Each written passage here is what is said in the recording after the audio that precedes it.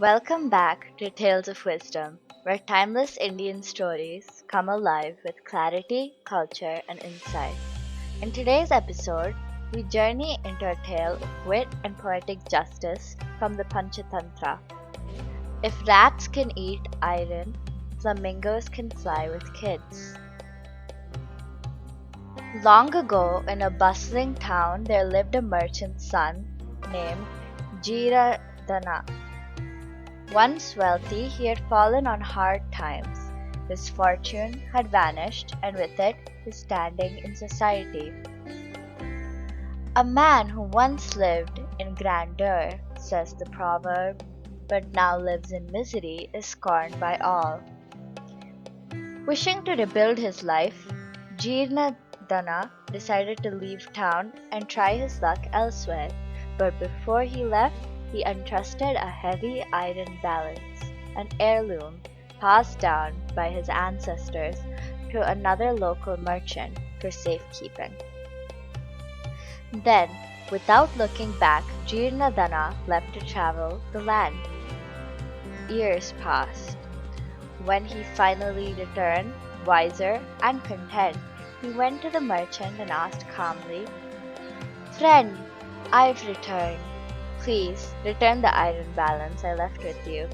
The merchant frowned and replied, "Ah, my brother, I'm afraid the balance is no more. The rats ate it."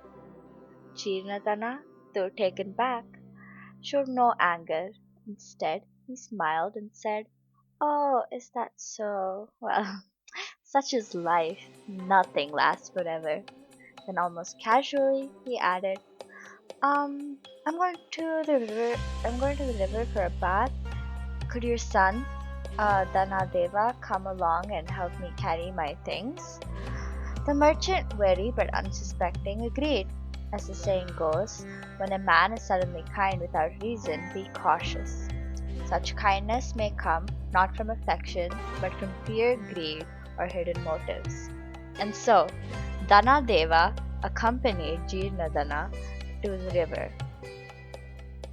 After bathing, Jeernadana quietly led the merchant's son to a nearby cave. Without a word, he pushed him inside, sealed the entrance with a large stone, and walked calmly back to town. When the merchant saw him return alone, he panicked. "Where is my son?" he cried. "Where is Danadeva?" Jeernadana replied with careful sorrow, "Oh, I'm sorry. As he stood near the river bank, a flamingo swooped down and carried him away." The merchant was outraged. "You liar! How could a flamingo carry off a boy? Return my son or I'll take you to court." But Jeernadana, cool and unshaken, answered, just as in flamingos don't carry off boys, rats don't eat iron balances either. Return my balance and I'll return your son." And so both men went to the royal court, their dispute drawing attention from all. In the court, the merchant shouted, "This man has kidnapped my son!" The judges turned to Jeernadana. "Return the boy." Jeernadana responded without hesitation.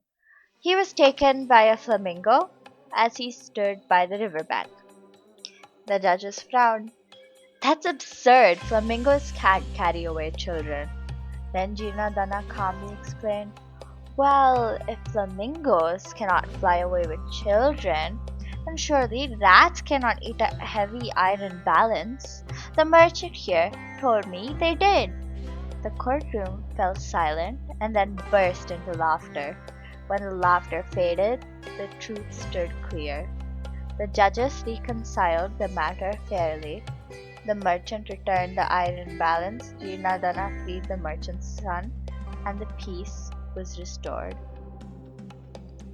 This tale is narrated within the larger conflict between two jackals, Karataka and Damanaka. After Damanaka's schemes to turn the king Pingalaka against his royal friend Sanjeevaka, Karataka scolds him with this very story.